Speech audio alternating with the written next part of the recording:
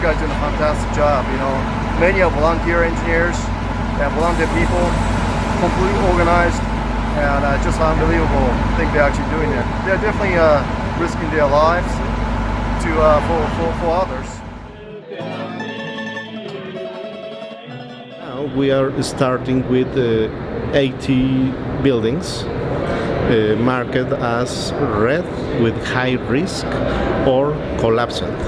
When we were talking with the Benito Juarez authorities, they are very interested in give a high social impact. That people needs help, but the government has no money to reconstruct these buildings.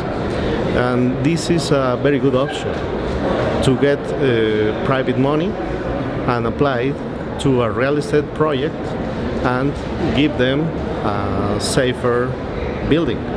So it's definitely important to have this. Government makes it easier for investors, private sector, to invest back to the city and reconstruct. So this whole program is set up like that. I really think that this is going to be a success. People who lost homes, they can get back to much modern and definitely much safer apartments or condo they owned before.